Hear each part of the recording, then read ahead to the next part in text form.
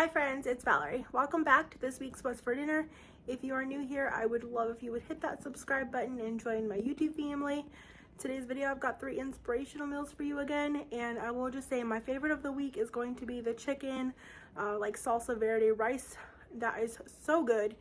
I was surprised by how much I really liked that, and other than that, let's just get started. This first recipe is a Instant Pot balsamic pork loin. I'm starting off by making the balsamic glaze, and I'm doing that by combining 1 cup of water and adding in a half a cup of brown sugar and a 1/4 cup of balsamic vinegar, as well as 2 tablespoons of soy sauce and some salt. I think I added about a teaspoon of salt, teaspoon of pepper, and I gave that a quick little stir, and then I'm going to go ahead and add in 1 tablespoon of cornstarch, and I add this in slowly so that it doesn't clump up. I just add it in small bits, and I just kept like mixing that together until it was well incorporated. The recipe I'm linking uses a tenderloin, and I'm actually just using a pork loin, so I've placed a 1-pound pork loin into the bottom. They used a 3-pound. I am cutting that down because we don't need that much, but I didn't reduce my sauce. So I added that to the bottom, and I went ahead and poured that balsamic vinegar on top. My pork loin is frozen, so I'm putting it on there for 17 minutes on high pressure. I would repeat this next time, but doing it for 20 minutes on high pressure. I needed those few extra minutes to make sure that it was cooked all the way through. And you're also going to let that naturally release its steam for 10 minutes. If you've never made corn in the Instant Pot, it's super easy. All you do is place the trivet in the bottom with a cup to a cup and a half of water, and as many corn in the cob as you can fit in there, and you cook it on high pressure for 2 minutes with an instant release, and it comes out perfect and really good. Okay, so here's where I pulled my pork out, and I am slicing it when I realize that even though I used my thermometer, I must not got it at a good enough angle, because it came out showing that it was a right internal temperature. And I know that pork can have some pink, but this was in the very middle. It was just straight raw, or looked raw. No, maybe not fully to me, but like I wasn't gonna risk it, especially having stomach issues. So I continued to slice it. It was no problem this way, but I did slice it, and I placed it back into the juices, and I put it back on for 2 more minutes since it came to pressure very fast, since it was already hot. But next time I would definitely just cook it for the 20 minutes. This is what the sauce looked like in the Instant Pot after, and I did put the saute setting on and let that reduce, so that's just going to bring it to a quick, like a boil basically, and it's going to reduce down. That's going to make a nice stickier glaze, which is what I prefer. I served this with some mac and cheese and that corn on the cob, and y'all, this was so amazing. The flavor of that balsamic glaze on the pork was just so delicious. I kept like dipping my pork into it. I wanted it smothered in it. It was really, really good. This next meal is Sriracha tuna salad. I'm starting off by cutting up a stalk of celery. These are really small ones, so I did use a couple of these small ones, and I still cut them in half, and then I'm just going to go ahead and dice those into some smaller bite-sized pieces. I want these for some crunch, but I don't want them too large. And then you're going to need a couple of green onions. This is your preference, so you can even use red onion, white onion. I'm using green, and I like a lot of it, so I'm using a good 2 large ones that I have. You can use anywhere from 1 to 3, whatever you like. And I am cutting like up to the whites as much as I can go. And you're gonna need 2 cans of tuna. You could always double this, of course. And I drained the 2 cans of tuna, and I've added in a tablespoon of mayo and a tablespoon of plain yogurt. You can use plain or Greek.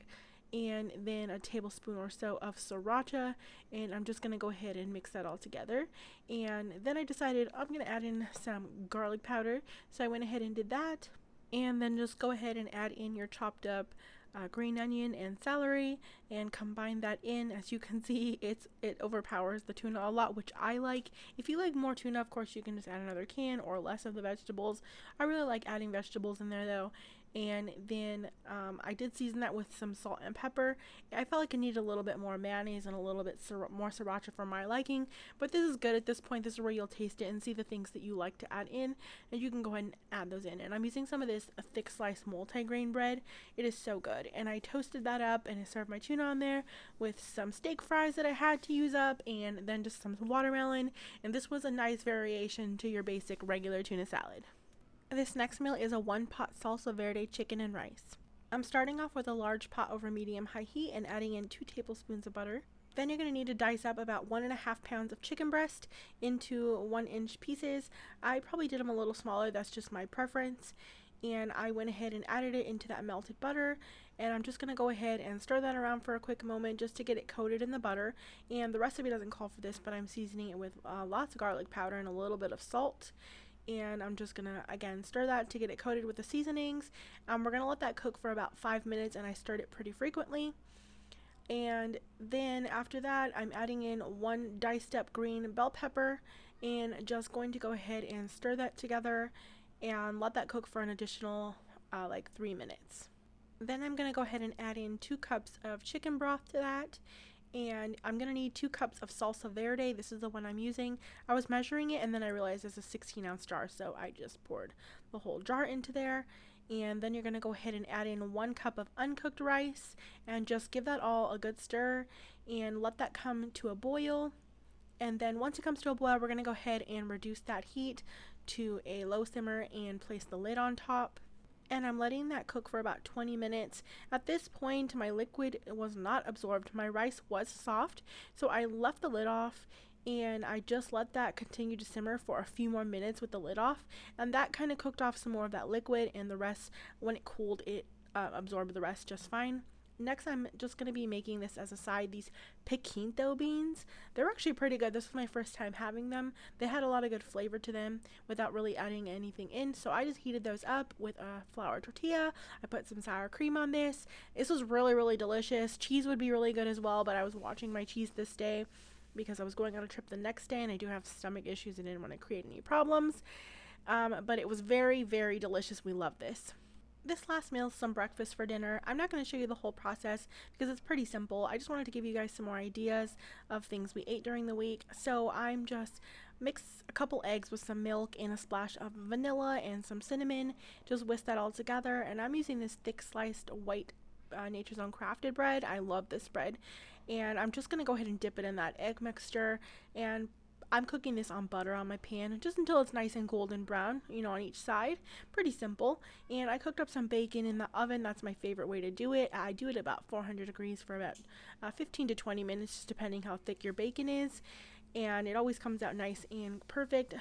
And then I also made some hash browns in the air fryer. These I cooked at about 400 degrees for about 12 minutes if you like them crispy. And I put some fresh strawberries with that. So good.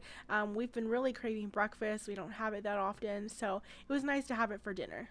Thanks so much for watching, friends. Don't forget to hit that subscribe button and that little bell so you don't miss out on any future What's for Dinner videos, and I hope you all are having a great day.